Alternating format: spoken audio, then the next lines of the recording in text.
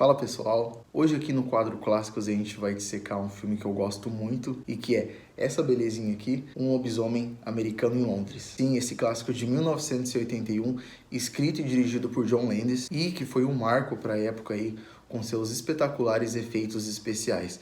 Então se liga aí. David e Jack são dois turistas americanos que se encontram na Inglaterra quando de repente um deles, o Jack no caso, né, ele é dilacerado por uma criatura terrível, mas o David ele consegue escapar, sobrevivendo aí, sendo internado em um hospital, porém com graves ferimentos para transformá-lo em um lobisomem. Isso pode ser até uma sinopse bem básica e clichê sobre filmes de lobisomens, mas acredite, não é. Esse clássico dos anos 80 retrata muito bem essa época, misturando o humor e o terror em dosagem certa. Longe de qualquer CGI, esse filme entrega efeitos especiais maravilhosos que foram muito inovadores para a época. Surpreendente mesmo, levando até um Oscar no Academy Awards pela melhor maquiagem já feita por Rick Baker, sendo o primeiro a levar esse título para casa aí. Como eu falei, ele foi lançado em 1981, mas aqui no Brasil ele só chegou em agosto de 1983. Os personagens principais, como eu disse, são David Kessler, interpretado aí por David Naughton, e Jack Goldman, interpretado por Griffin Dunne. Eu me lembro, né, que na época de VHS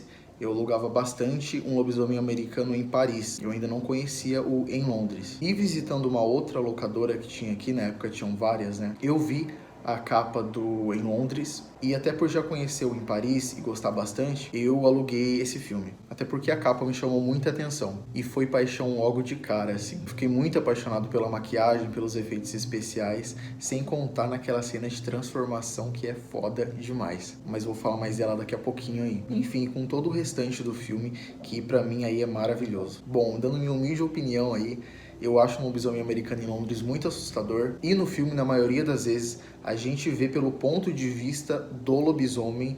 Isso pra mim é uma coisa sensacional. As mortes são muito bem feitas, não chega a ser um gore assim, muito explícito, né? Tem, é claro, uma certa violência, mas eu acho que tá na dosagem certa ali. Eu acho as atuações boas também, tanto dos atores com destaque quanto dos coadjuvantes. Bom, a trilha sonora é pra lá de sensacional, né? A gente tem aí a famosa Blue Moon, que toca no filme em 3 versões diferentes. Se vocês prestarem atenção, vocês vão perceber isso. E um destaque especial pra versão que toca no final do filme, na cena dos créditos. É muito boa. Se você nunca assistiu Um Lobisomem Americano em Londres, dê uma chance para esse filme, é um clássico dos anos 80, eu tenho certeza que vai valer a pena. E se liga nessas curiosidades aí. O orçamento do filme foi de 10 milhões de dólares, o filme foi gravado em Londres, óbvio, né?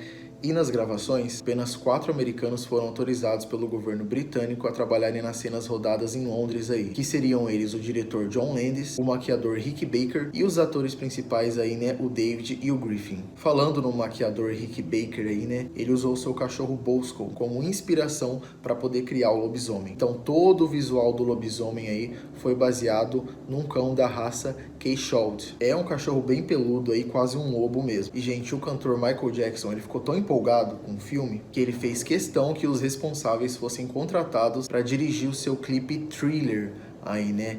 Esse clipe icônico do Michael Jackson. Então, dessa forma, o Rick Baker e o John Landis e mais uma outra equipe aí, eles foram contratados pelo Michael para ficar por trás do clipe. Em 1997, a BBC Radio 1 transmitiu a história do filme como se fosse um drama de rádio aí no Dia das Bruxas. Então foi feita uma versão radiofônica de Um Lobisomem Americano em Londres. Olha isso que demais. E esse filme foi uma das 3 produções cinematográficas lançadas em 1981. As outras foram The Howling e Wolfman. E gente, esse filme ele foi pioneiro para dar início aí a uma série de outros filmes de lobisomens dos anos 80. Entre ele Noite do Lobisomem, de 1981, A Companhia dos Lobos, de 84, O Garoto do Futuro, de 85, Bala de Prata, de 85 também, Grito de Horror 3, de 87, e por aí vai. Agora entrando mais a fundo aí, dissecando mesmo esse clássico nos bastidores, vamos pro que rolou atrás das câmeras, na transformação mais elogiada na história do cinema. Bom, a cena de transformação, né?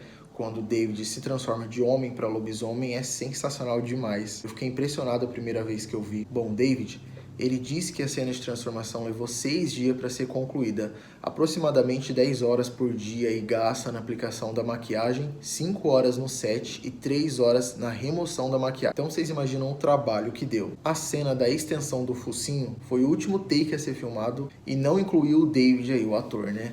foi mais uma cabeça animatrônica mesmo. E o diretor John Landis disse que as cenas foram feitas todas com as luzes acesas para dar a impressão desse realismo, seria uma coisa mais explícita mesmo. Primeiro foram feitos moldes, né, do rosto e do corpo do ator, do David aí, e foram usados bonecos com partes móveis também. Uma coisa que o David sempre reclamava era da lente de contato usada no filme, que era pra lá de desconfortável. Quando aparece o corpo inteiro mesmo do David virando o lobisomem deitado, naquela parte ali foi usado um corpo falso. Cara, isso foi uma sacada muito legal pra época. A cena do crescimento dos pelos, ela foi filmada ao contrário. Os fios foram inseridos no material de borracha e eles puxavam esses fios para baixo, e para entrar no filme eles voltaram a cena aí, então dá a impressão de que esses fios eles estão crescendo. E o crescimento dos ossos aí foi bem complicadinho também para se trabalhar. O alongamento foi mais trabalhoso, né?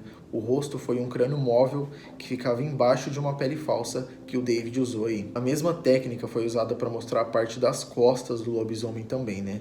E era tudo controlado por cabos. Quando o corpo inteiro do animal aparece, tinha mesmo alguém ali dentro com uma posição um pouco mais desconfortável, mas tinha. E se você acha que foi só o David que sofreu com essas maquiagens aí, você está muito enganado. O Griffin foi outro que sofreu com a maquiagem aí, né? Ele interpreta um morto e ele vai se decompondo ao longo do filme, a gente vai percebendo isso. No início do processo ele ficava até deprimido de verdade com o tempo que demorava para fazer toda essa maquiagem aí. Só na última cena da decomposição que foi usado um boneco falso para dar esse ar mais realista mesmo. É muito legal ver tudo que rolou atrás das câmeras, né? Gente, um lobisomem americano em Londres foi um grande marco no cinema dos anos 80. E o que é mais legal, apesar de um homem virar um lobisomem, não são criadas teorias bobas e absurdas aí no decorrer. E também não é aquele filme clichê com crescentes de sustos bobos aí. Como eu disse anteriormente, o filme tem uma dosagem certa pra tudo. Um clássico muito bom que envelheceu muito bem. Comenta aqui embaixo se você já assistiu Um Lobisomem Americano em Londres. O que você acha? Eu particularmente sou suspeito pra falar que eu gosto muito. Dá o seu joinha aqui que ajuda bastante a gente. Se inscreve no canal também se você não é inscrito. Aqui a gente tem e vai ter ainda muito conteúdo de terror legal. E o nosso Instagram